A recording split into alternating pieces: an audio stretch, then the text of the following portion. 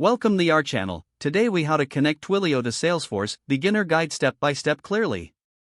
To connect Twilio to Salesforce, start by logging into your Salesforce account. Once logged in, navigate in the app launcher, search for and select Twilio. If you don't see Twilio listed, you may need to install the Twilio plugin from the App Exchange. After accessing Twilio, you will need to create a new Twilio account if you don't already have one. Visit the Twilio website and sign up for an account. Once your Twilio account is set up, log in to the Twilio console. From the console, retrieve your account ID and auth token, which you will need for Salesforce.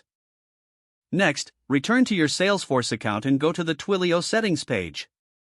Enter your Twilio account ID and auth token in the designated fields. Save your settings to establish the connection between Twilio and Salesforce. After saving, navigate to the phone numbers section in your Twilio console. Purchase a phone number if you don't already have one designated for Salesforce use.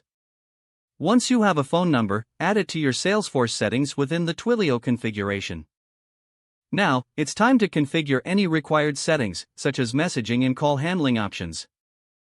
You can do this by navigating to the messaging section on the Twilio dashboard. Set up the messaging services according to your needs.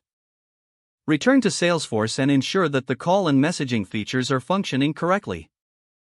Test the integration by sending a message from Salesforce to your Twilio number. Check your Twilio console to confirm that the message was received. Additionally, make a test call to ensure that the call functionalities are operating properly. If everything is working, you're all set with the Twilio and Salesforce integration. Regularly review the integration settings to ensure everything remains functional as your business needs evolve. If the page does not load, refresh the browser or try again in a private or incognito window.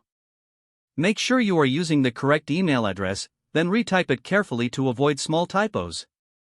If your password is not accepted, use the reset option and create a new strong password you can remember.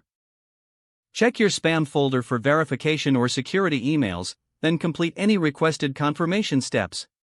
Enable two-factor authentication if available to improve account security and reduce unauthorized access risk.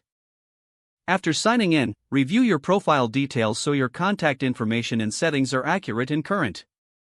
Don't forget to like this video and subscribe to our channel for more step-by-step tech guides.